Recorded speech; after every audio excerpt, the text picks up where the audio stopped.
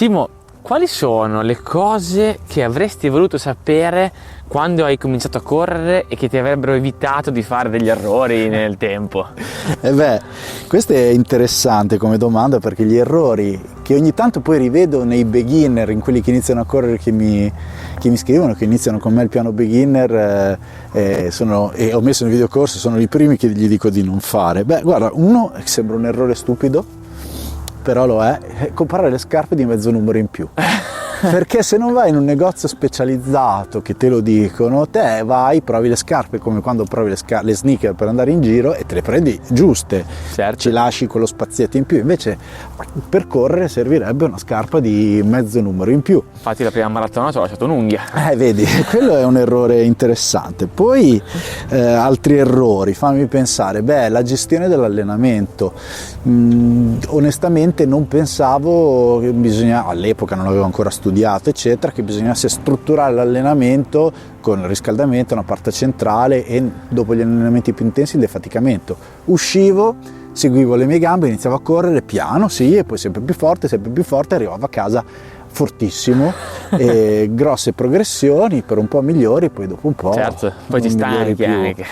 Poi altri errori importanti: quando ho iniziato a fare le prime gare partivo a razzo, e morivo in mezzo, e poi siccome ero molto giovane mi riprendevo sul finale, però quello era un errore che ho imparato a mie spese più di una volta, e oggi ormai da una vita so anche i motivi, diciamo, fisiologici. E poi te Nicolas, invece, cosa ti è mai capitato di sbagliare come runner, come triatleta anche? Allora, come triatleta ho fatto sempre l'errore di partire troppo forte, e soprattutto quando hai 3 sport a cui dedicarti, sicuramente devi saper gestire l'energia dei primi 2 per arrivare alla corsa. Quindi io alla corsa ci sono sempre arrivato con i crampi nelle prime gare che ho fatto, ma anche in gare corte, perché spingevo in bici e spingevo tantissimo e poi le gambe erano cotte, dove in realtà è controproducente.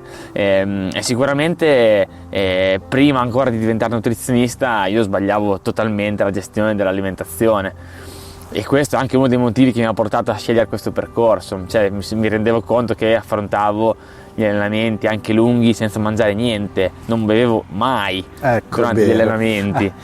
Un disastro proprio. Adesso, con tutte le cognizioni di causa, penso che avrei potuto evitarmi. Adesso infortuni non ho per fortuna mai avuti, ma affaticamenti perenni. Io vivevo con gli affaticamenti, sempre le gambe distrutte. Sul bere è interessante, perché addirittura mi ricordo da ragazzino che ti dicevano non bere quando fai sport, perché ti dà fastidio, e quindi anche quell'errore lì l'ho fatto. Poi dopo invece ho costruito un percorso di fontane, ogni tanto d'inverno ne chiudono una purtroppo, però quello lo vedo fare spesso, immagino anche tu, soprattutto d'inverno, di non bere abbastanza, o d'estate di non preoccuparsi nell'organizzazione comunque del bere. Ovviamente l'estate ce n'è ancora più bisogno, ma anche il fatto che d'inverno bisognerebbe bere, abbiamo meno lo stimolo della sete, lo facciamo meno. Esattamente, invece bisognerebbe bere uguale, non dico uguale, però insomma comunque in quantità, perché sudiamo lo stesso, e soprattutto perché l'acqua non ci serve solo per stemperare il calore con la sudorazione, ma ti serve per far contrarre il muscolo,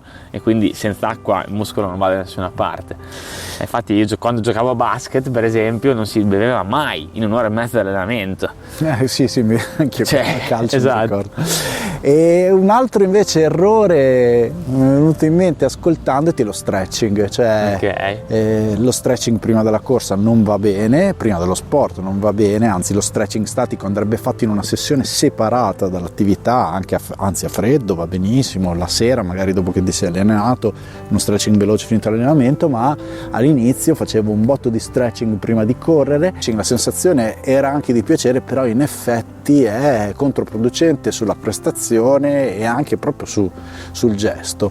E invece avrei voluto che qualcuno mi dicesse: fai tanta mobilità articolare, cura la flessibilità continuamente, perché poi quando diventerai vecchio, cosa che sto diventando, insomma si sente. Per fortuna questa oggi la curo tutti i giorni. Perfetto. Un altro errore che facevo era andare a correre d'estate alle 5 di pomeriggio, alle 4 di pomeriggio, senza portarmi niente, proprio devastante. Estate 2003. tipo l'estate del 2003. Estate caldissima, tu eri piccolo, beato te, io studiavo all'università e mi andavo a allenare a mezzogiorno, però soffrivo meno di oggi che alle 8 del mattino perché avevo 25 anni. Beh, voi amici che ci state ascoltando, che errori avete fatto tra quelli che abbiamo detto noi? Ma anche altri. O anche altri, scrivetecelo nei commenti. Nicolas, grazie mille. Grazie a te, sono curioso di leggere i commenti di chi ci ascolta. Anch'io. Buone corse.